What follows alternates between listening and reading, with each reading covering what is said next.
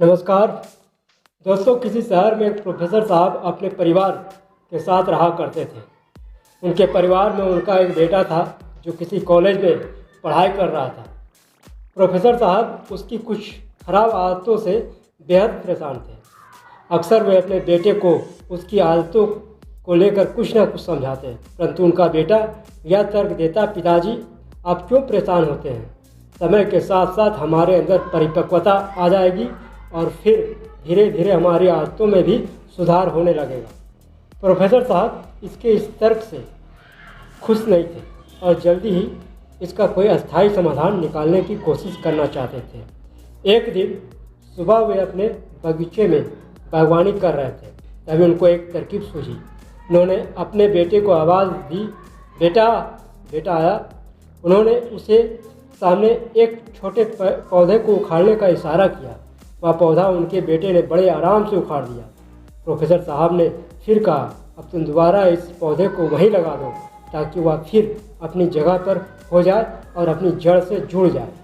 बेटे ने दोबारा उस पौधे को उसी जगह पर लगा दिया और अच्छी तरह से मिट्टी से उसकी जड़ को दबा दिया ताकि उसे बढ़ने में कोई दिक्कत ना हो। अब प्रोफेसर साहब ने बेटे को सामने खड़े कई वर्ष पुराने एक मंझले आकार के पेड़ को उखाड़ने का निर्देश दिया।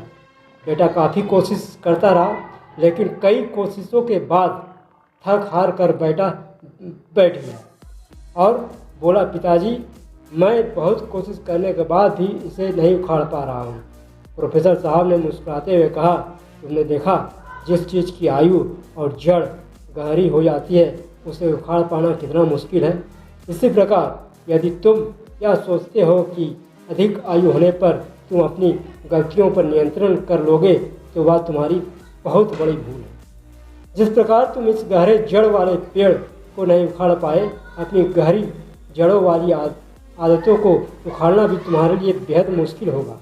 इसलिए शुरू में ही अपनी आदतों पर नियंत्रण करना आसान होता है। पिता की बात सुनकर बेटा सन्न रह गया, मानो उसे अपनी गलतियों से बाहर निकलने की एक नई रोशनी मिल गई।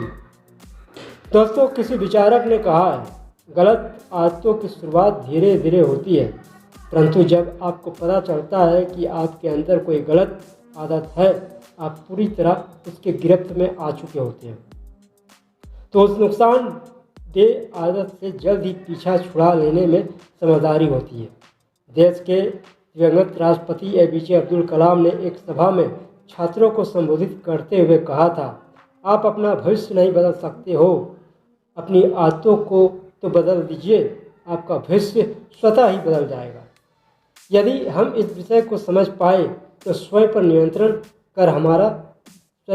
कर हम जल्दी ही अपनी अलग पहचान बना लेंगे। इसमें कोई संदेह नहीं। तो इसके साथ बहुत बहुत धन्यवाद। नमस्कार।